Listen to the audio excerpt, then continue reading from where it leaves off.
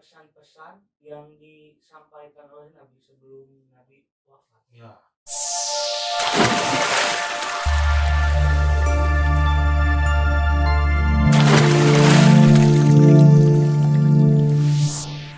Bismillahirrahmanirrahim. Assalamualaikum warahmatullahi wabarakatuh. Berjumpa lagi pada session kali ini yang ke-5. Ya, kita akan masuk. Maaf mengganggu. Udah mulai nih. Siaran ini. Dari mana?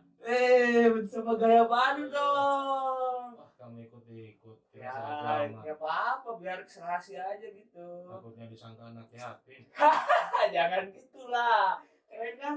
Tuh, mantap kan? Tapi dimanapun bentuk fashionnya, bentuk Iya. pakaiannya, gimana wajahnya? Ya sedikit tampan kan? Ya, Mempesona sedikit. kan? Iya, Nah, alhamdulillah kan. Mantap Nah, nih. ini apa namanya? Ini gamis jubah. Jubah. Mohon maaf nih telat nih. Ya, nggak apa-apa. Bisa di mana? Biasa ini lagi cari-cari baju biar samaan. Oh, ya. Tadi Siap. dari toko. Oke. Ini baru mulai apa gimana? Ya, ini baru mulai. Oh. Saya nunggu Anda. Oh, ya udah pembukaan. Oke. Ya, alhamdulillah kita sudah kedatangan moderatornya. Biasa seperti sebelum-sebelumnya, moderator sebelumnya itu siapa? Setia Nurhuda. Ya, saya Nur Huda. Kita di sini akan membahas tentang apa? Sharing apa? Nah, mohon maaf nih sekali lagi saya udah telat, mohon maaf ya. Telat. Nah, sekarang kita mungkin akan membahas tentang historisnya Nabi kita, Nabi besar Muhammad SAW. Nah, jadi kita di sini akan mengulas bagaimana sejarahnya Nabi Muhammad itu dari sejak lahir sampai akhir hayatnya. Bagaimana sih perjuangan beliau selama ia masih hidup, dan gimana substansi dakwah Nabi Muhammad itu. Oke, baik. Berarti section kali ini kita akan membahas tentang histori ya, Nah, histori sejarah. baginda Nabi Muhammad SAW. Kita harus mengetahui bahwasannya Nabi Muhammad SAW yaitu Nabi yang diutus oleh Allah, Ya. Nabi terakhir ya, bagi umat Islam, Nabi besar kita, karena tanpa adanya beliau maka kita tidak akan tahu akan menjadi apa. Itu. Nah, kita akan membahas masalah ini dari mulai sejak kelahiran baginda Nabi. Nah, Nabi Muhammad SAW dilahirkan ke muka bumi ini ya, itu pada hari Senin tanggal 12 Rabiul Awal tahun gajah. Kenapa disebut tahun gajah? Kenapa enggak tidak tahun Hijriah?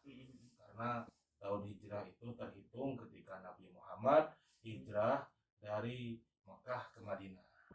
Itu ya, yang pernah guru saya sampaikan sewaktu masih sekolah dulu. Nah, lalu Nabi Muhammad itu memiliki seorang ayah yang bernama Abdullah. Nah, Sayyid Abdullah ini, ayah beliau ini wafat ketika Nabi Muhammad masih di dalam kandungan, masih dalam kandung badan. Nah, kemudian lahirlah beliau ke muka bumi ini dalam keadaan yatim karena sudah ditinggal wafat oleh ayahnya.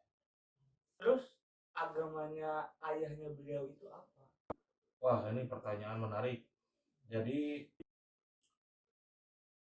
Islam ya, walaupun sebelum Nabi Muhammad, dari Nabi Adam sampai Nabi Isa ya, itu dinut tauhid, istilahnya dinut tauhid, agama Hanif ya, dinut Hanif atau tauhid yaitu mengesahkan Allah ya, mengesahkan Allah, mentauhidkan Allah.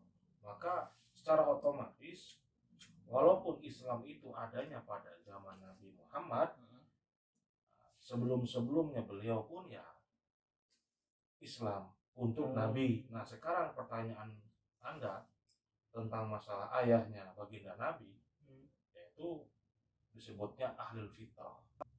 Apa Apa ahlul fitrah itu? Yaitu zaman era antara Nabi Isa ke Nabi Muhammad. Nah, sebelum Nabi Muhammad, nah ini adalah masa kekosongan di situ, ahlul fitrah. Jadi belum tidak ada syariat. Tidak ada agama. Iya, bukan tidak ada agama, tidak ada aturan-aturan agama. Kebanyakan masih mengikuti agama Nabi Isa alaihissalam. Maka dari itu kan ada yang bilang apa sih agama Nabi? Agama ayahnya Nabi Muhammad dan seperti itu. Nah, bahkan ada yang lebih ekstrim lagi. Terus sekarang posisinya ayahnya Nabi Muhammad itu di neraka atau di surga, bahkan seperti itu. Nah, itu bagi saya pribadi sangat sul adab ya, sangat tidak etis menanyakan perihal ayahandanya beliau baginda Nabi posisinya ada di neraka atau di surga. Itu sangat tidak etis sekali. Tidak sopan. Bagi saya ayahnya beliau di surga. Kenapa? Karena ahlul fitrah, suci. Jadi ahlul fitrah atau ahlul fitrah itu suci, disucikan dari aturan-aturan yang telah Allah tetapkan. Itu yang menurut hemat saya penjelasan dari guru saya waktu masih sekolah. Nah, terus ibunda baginda Nabi Muhammad itu bernama Siti Aminah. Nabi Muhammad pada usia menginjak usia 6 tahun barulah disusullah ayah Nabi Muhammad itu oleh ibunya, yaitu wafat ibunya Siti Aminah. Itu ibu Siti Aminah wafat menghadap keharibaan Allah. Nah, di situ maka Nabi Muhammad itu pada usia 6 tahun ditinggal wafat oleh ibunya. Sudah yatim piatu sejak dini. Iya, jadi semasa-masa kurangnya rasa kasih sayang dari yang namanya orang tua. Terus siapa yang mengurusnya? Nah, setelah kedua orang tuanya beliau telah wafat, maka diurus oleh kakeknya, yaitu Abdul Muthalib. Nah, Abdul Muthalib ini kakek beliau mengurus beliau ketika beliau menginjak remaja. Nah, wafatlah kakeknya beliau itu, lalu diuruslah Nabi Muhammad ini oleh pamannya, adik ayahnya, yaitu Abi Thalib. Abi Thalib itu paman ayahnya Sayyidina Ali, sahabat Ali. Berarti posisinya Nabi Muhammad dengan Sayyidina Ali itu sepupu. Lalu kapan, di umur berapa beliau diangkat menjadi nabi? Nah, sebelum kita membahas masalah pengangkatan Rasul diangkat menjadi Nabi dan Rasul, nah, kita harus mengetahui dulu Nabi Muhammad menikah itu pada usia 25. Pada usia 25 tahun nah, menikah dengan Ibu Siti Khadijah.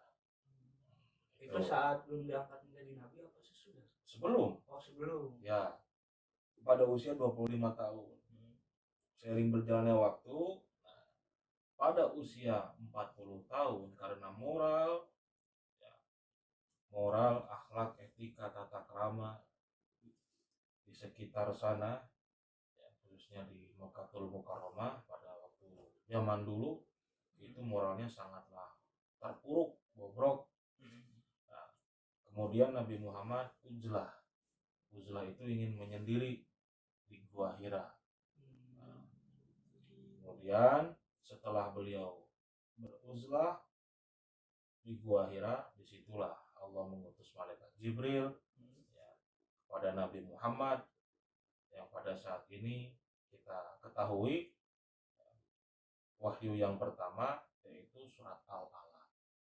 Ya, Iqra, bacalah. Ya, Iqra, bacalah. Iqra, bacalah. Nah, di situ Nabi Muhammad ma'akra. Artinya apa yang saya baca, Pak? Apa yang saya baca? Kan Nabi Muhammad itu tidak bisa membaca dan tulis baca. Itu bukan berarti Nabi bodoh. Tapi Nabi Muhammad itu semua Nabi dan Rasul itu cerdas. Kan ada 4 sifat wajib itu. Sidik, tabligh, amanah, fatonah. Fatonah, ingat. Nah, fatonah ini kan artinya cerdas. Bukan berarti Nabi itu tidak bisa baca dan tulis itu bodoh, bukan. Tapi itu kerendahan hati beliau. Tidak sombong. Masa kalau kita secara logika saja sesosok Rasul, sesosok Nabi dan Rasul pilihan Allah adalah sosoknya bodoh, kan nggak mungkin seperti itu. Nah, itu bagi hemat saya, pemahaman saya, Nabi itu tidak bodoh, tapi Nabi itu cerdas. Nah, itu baik, kita sekarang mengetahui, disitulah baru Nabi Muhammad diangkat menjadi Nabi dan Rasul. Nah, berdakwahlah Nabi Muhammad, dan dakwahnya itu ada dua cara. Yang pertama secara sembunyi-sembunyi, kemudian secara terang-terangan. Kenapa secara sembunyi-sembunyi? Karena pada waktu itu awal mula penyebaran agama Islam yang dibawa oleh baginda Nabi, ajaran Islam itu. Karena kenapa sembunyi-sembunyi? Disebabkan pada waktu itu masih minoritas, bertahap. Ya, salah satunya Sayyidina Ali, Abu Bakar, dan semua, termasuk ada 11 orang lah yang mengikuti baginda Nabi. Ya, istri beliau, yaitu Ibu Siti Khadijah dan lain sebagainya. Nah, ketika mereka sudah para sahabat, beberapa ada yang mengusulkan, dan begitu pun Allah memerintahkan kepada malaikat Jibril agar Nabi Muhammad berdakwah secara terang-terangan. Maka naik ke atas bukit, dipanggillah semua kaum Quraisy di sana. Nabi dengan lantangnya bahwasannya saya adalah ingin mengajak para kaum tersebut, kepada kalian untuk mengikuti, ya, mengesahkan Allah dan meyakini Allah, dan saya adalah utusannya. Nah, disitulah ada yang ingkar, yaitu Abu Lahab. Nah, Abu Lahab dengan lantangnya, Abu Jahal juga. Abu Lahab dan Abu Jahal itu masih kolega Nabi itu, masih saudara, itu paman itu, masih paman, tapi dia tidak percaya kepada baginda Nabi. Akhirnya sampai saat ini toh ada di dalam Quran, surat di dalam juz amma itu, surat Al-Lahab. Nah, itu kan sejarahnya Abu Lahab, karena Abu Lahab itu disiksa oleh Allah, diberi keringanan itu pada hari Senin. Pada hari Senin. Kenapa? Karena Nabi Muhammad lahir pada hari Senin, dan Abu Lahab itu merasa bahagia karena sudah saudaranya memiliki seorang putra, melahirkan seorang putra laki-laki lagi. Di situ budaknya, hamba sahayanya dimerdekakan, menyembelih onta. Pada waktu itu dia hanya sekedar senang saja, bahagia. Coba bayangkan, nah, dia diringankan siksanya karena itu, karena dia bahagia. Bayangkan kalau beliau beriman juga, lebih bahagia lagi. Iya, nah makanya itu. Nah, maka dari itu dakwah Nabi secara singkatnya, ya, kita sudah tahu Nabi menikah pada usia 25, kemudian diangkat menjadi Nabi dan Rasul pada usia 40 tahun. Nah, lalu berapa lamakah dakwah di Mekah? Yaitu selama 13. Berarti kalau dijumlahkan berapa? 40 tambah 13. Jadi 53. Nah, 53 tahun Nabi Muhammad, ya, bergelut, ya, berkecamuk, berdakwah, ya, berjuang semampu beliau, bahkan nyawalah taruhannya. Nah, saya mau tanya lagi nih, ya, apakah ada hambatan-hambatan yang menghalangi beliau? Banyak. Dan berapa banyak hambatan yang dilalui oleh beliau saat berdakwah itu? Banyak sekali ya, bahkan beliau hampir dibunuh di rumahnya, akan tetapi posisinya di situ waktu berbaring di tempat tidurnya sahabat Ali. Nah, di situ, nah, itulah awal mula Nabi hijrah ke Madinah. Karena banyak desakan-desakan dari orang-orang kafir Quraisy, maka dari itu Allah memerintahkan kepada malaikat Jibril agar Nabi segera meninggalkan Mekah ke Madinah. Nah, maka dari itu Nabi Muhammad pergilah ke Madinah, hijrah. Nah, Itulah awal mula yang disebut tahun Hijriah, itu hijrah. Nah, orang-orang yang ikut hijrah, sahabat-sahabat yang mengikuti Nabi hijrah ke Madinah, itu disebut muhajirin, sahabat muhajirin. Nah, itu. Lalu yang menyambutnya di Madinah itu disebut dengan sahabat Ansor, menolong, menyambut yaitu kedatangan Nabi. Nah, pada waktu itu kan sudah 53 tahun usianya kan beliau di Madinah lah, selama 10 tahun. Ya berjuang lagi. Ya, ya berjuang itu tetap 10 tahun di Madinah. Dengan hambatan yang sama. Ya kalau di Madinah tidak seperti halnya di Mekah. Gitu. Mending lah gitu ya di Ya, Madinah. karena kebanyakan di muhajirin pun banyak sekali yang memeluk ajaran beliau. Nah, makanya beliau pindah ke sana, hijrah ke sana. Ya, bukan berarti ingin meninggalkan Mekah, tidak. Tetap karena apa? Karena tiap tahun kan ada yang namanya ibadah haji yang harus di situ. Nah, situ ada perjanjian Aqabah 1, perjanjian Aqabah 2, itu agar antara kafir Quraisy bersama baginda Nabi itu mendapat perjanjian di situ, agar perjalanan ibadah umat muslim pada waktu itu haji itu, nah, agar lancar, tidak ada hambatan. Setelah itu Nabi berdakwah di Madinah selama 10 tahun. Nah, berarti 53 tambah 10 63. Nah, pada usia 63 tahun berarti Nabi Muhammad wafat. Nah, bukannya dari usia 60 tahun. Kalau 63. Oh, 63. Iya, kan diangkat menjadi Nabi dan Rasul pada usia 40. Di Mekah selama 13 tahun. Berarti 53. Hijrah ke Madinah selama 10 tahun. Nah, berarti 63. Nah, 63 Nabi Muhammad wafat. Nah, setelah Nabi Muhammad wafat, maka disitulah Abu Bakar awalnya Umar tidak percaya, sahabat Umar itu. Beliau siapa dengan pedangnya? Siapa yang bilang Nabi Muhammad wafat, maka akan saya tebas dengan pedangku ini. Pada waktu ramai.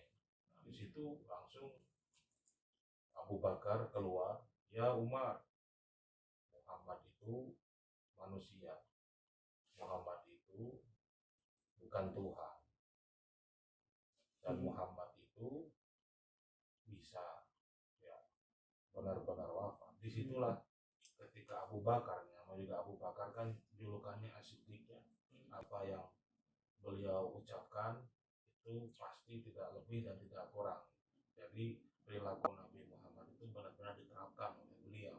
Nah, itu Abu Bakar. Ketika Abu Bakar memberikan pernyataan dengan lantang di hadapan khalayak ramai umat, ya, para sahabat-sahabat Nabi di Madinah, salah satunya di situ ada sahabat Umar, maka sahabat Umar pun lemaslah di situ, baru menangis, sedih atas kepergian baginda Nabi.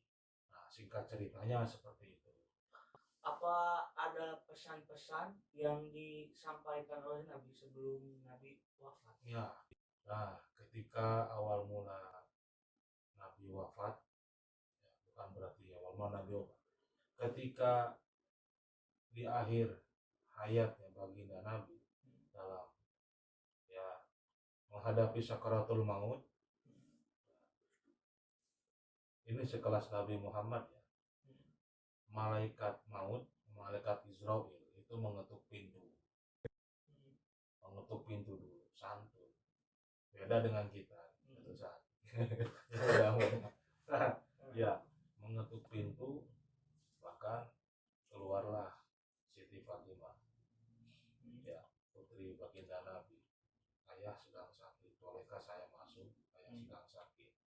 Kemudian ditutup lagi pintunya. Lalu ditanyalah putri beliau itu, wahai anakku, siapakah yang di luar tadi? Tidak tahu wahai ayah, karena saya belum pernah melihatnya. Ketahuilah wahai putriku, dialah orang yang bisa membahagiakan dari suka menjadi duka. Dialah malaikat maut. situ. Di situ ya putri beliau ya pas nangis di situ. Saya juga terharu ya. Kemudian suruh masuk. Ya mungkin bahasa halusnya seperti ini. Malaikat maut meminta izin kepada beliau akan menjalankan tugasnya. Bahkan, ya Muhammad, akankah Anda berdoa memohon kepada Allah untuk meminta perpanjangan usia atau bagaimana, seperti itu ya. Intinya seperti yang pernah saya tangkap, dengarkan ketika guru saya waktu di sekolah menjelaskan. Lalu jadi ketika malaikat maut menawarkan kepada beliau, ya Muhammad, apakah engkau tidak berdoa memohon kepada Allah agar waktu usiamu diperpanjang? Intinya seperti itu. Itu yang saya tangkap waktu guru saya menjelaskan waktu saya masih sekolah. Akhirnya beliau menjawab, tidak, bila mana ini sudah menjadi takdir ajalku saat ini, maka lakukanlah. Sewaktu, tapi saya ingin bertanya terlebih dahulu, kemana Jibril? Ditanyakan malaikat Jibril itu, kenapa dia tidak ada? Tolong. Kemudian malaikat maut menghampiri malaikat Jibril, bahwasannya Nabi Muhammad menanyakannya. Akhirnya datanglah, tapi dengan cara berpaling wajahnya. Wahai Jibril, kenapa kamu tidak mau melihatku? Apakah sudah merasa jijik engkau melihatku sekarang? Bukan merasa jijik, wahai Rasulullah. Tapi siapa yang tega melihat kekasih Allah menghadapi sakaratul maut? Nah, di situ. Nah, setelah itu sampai lutut ya.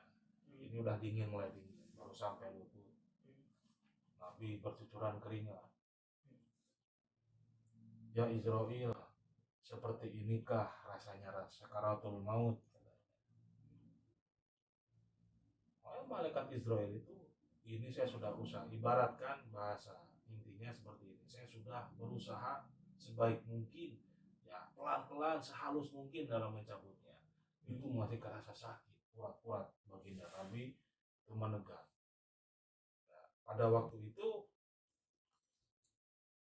Nabi bersabda, wahai Israel, wahai malaikat maut, bila mana rasa sakit ini yang saya rasakan, maka semua serahkan kepadaku lah rasa sakit ini agar umatku tidak merasakannya. Sampai seperti itu. Padahal itu dalam kondisi sakaratul maut. Iya, jadi rasa sakit ini tolong berikan ke saya. Jadi agar rasa sakit sakaratul maut itu diberikan semua kepada baginda Nabi, supaya umatnya tidak merasakan itu. Sebegitu pedulinya beliau terhadap bukan peduli lagi, cinta itu bahasanya, sudah sangat mencintai, sangat peduli pokoknya, ya peduli ya, cinta pokoknya. Jangan sampai umatnya merasakan hal yang sama, mungkin begitu kan? Iya. Nah itu, ketika sudah sampai ke kerongkongan, ya, lalu Sayyidina Ali mendekatkan telinganya, ya, apa yang diucapkan oleh baginda Nabi itu, ummati.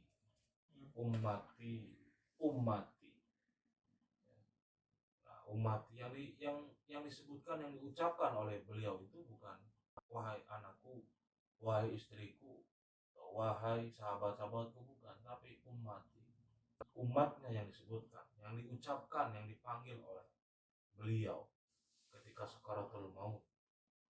Nah, sewaktu ucapan yang ketiga, ummati, barulah jagalah sholat dan berpegang teguhlah pada ayat Al-Quran, sunnahku. Itu pesan terakhir Nabi Muhammad sebelum menghembuskan nafas terakhirnya. Nah, maka dari dari itu Nabi sewaktu masih hidup bersabda, ana madinatul ilmi wa aliyun babuha. Saya ini adalah gudangnya ilmu. Diibaratkan seperti itu. Bila mana kita mau masuk gudang harus lewat pintu. Dan Ali adalah pintunya. Jadi keilmuan itu ada terdapat pada Sayyidina Ali. Kenapa? Dulu itu ada sayembara. Siapapun sahabat ketika ingin menikahkan, menjodohkan Siti Fatimah putri Nabi, maka itu banyak koalisi sahabat-sahabat itu menghatamkan Al-Quran ya, 3 juz, bayang di hadapan Nabi. Menghafal, banyak yang menghafal. Tapi dalam diberi jangka waktu, kalau nggak salah, yang pernah saya dengar guru saya, semua sahabat ternyata tertolak. Dan berarti itu gagal. Majulah Sayyidina Ali, cuma membaca Al-Ikhlas, surat Al-Ikhlas 3 kali. Beliau diterima. Karena apa? Pahalanya membaca surat Al-Ikhlas, ya qul huwallahu ahad, selama 3 kali itu pahalanya sama dengan menghantamkan 1 kali Al-Quran. Itu baru tahu nih saya. Ya, iya, makanya saya juga tahu dari guru saya. Oh, pantesan. Kenapa kok surat Al-Ikhlas selalu dibaca 3 kali? Karena ya pahalanya itu sama dengan menghatamkan Al-Quran satu kali. Dan terpilihlah beliau. Iya, dengan cara cepat loh itu. Makanya semua sahabat heran, loh Ali kok diterima? Oh sebentar, ternyata cuma baca itu. Secara singkatnya dia mempersingkat gitu kan, daripada yang menghafal 3 juz kan itu terlalu lama. Iya. Dan dia cukup membaca 3 kali surat Al-Ikhlas ini, iya, langsung gitu kan. Itulah keistimewaan sahabat Nabi yaitu Sayyidina Ali. Selain Allah memuliakan wajahnya, itu kan Sayyidina Ali beda dengan sahabat-sahabat yang lain. Abu Bakar radhiyallahu an, Umar radhiyallahu an, Utsman radhiyallahu an, Ali karramallahu wajhah wa radhiyallahu an. Ada karramallahu wajhah. Allah memuliakan wajahnya Sayyidina Ali. Kenapa? Karena wajah beliau, pandangan beliau sangat terjaga. Beliau tidak pernah melihat, mohon maaf, kemaluannya sendiri. Belum pernah. Maka Allah memuliakan. Beda dengan wajah-wajah Anda yang berbentuk kelamin. Begitupun Anda yang sering wajah-wajah melihat kelamin dan seperti ini. Ya intinya hadis tersebut ya seperti halnya kita membaca surat Al-Ikhlas 3 kali, pahalanya sama dengan menghatamkan 1 kali Al-Quran. Itu jangan dijadikan patokan. Maksudnya ya membaca sih boleh, tapi jangan dijadikan patokan bahwasannya cukup dengan membaca Qur'an kita sudah seakan-akan sudah menghatamkan Al-Quran terus-menerus. Tidak seperti itu juga. Bukan gitu konteksnya ya, kan. Tapi ini keistimewaan pengetahuan ilmu yang Allah berikan kepada Nabi Muhammad, kemudian diamalkan, diserap oleh sahabat-sahabatnya beliau, yaitu Sayyidina Ali. Allah memberikan juga ilmu kepada beliau, Sayyidina Ali, terhadap apa yang Nabi Muhammad berikan, yang Nabi Muhammad sebarkan, gitu ya. Nabi Muhammad ucapkan itu pada para sahabat. Mungkin itu. Nah, mungkin itu saja sejarah singkat dalam perjalanan Nabi Muhammad dari beliau lahir hingga akhir hayat, yang memperjuangkan umatnya, terutama ya, mudah-mudahan kita diakui sebagai umatnya beliau. Amin. Dan mudah-mudahan apa yang saya sampaikan dapat mengambil ibrah ya.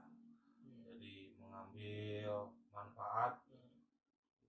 Bila mana ada tutur ucap kata yang kurang berkenan atau yang kurang tepat, ya kami mohon maaf, karena kami di sini sharing berbagi, dan semua kesalahan itu milik saya pribadi, milik kita berdua, dan semua kebenaran hanya milik Allah semata. Mungkin itu saja. Saya Nurul Huda. Assalamualaikum Assalamualaikum warahmatullahi wabarakatuh.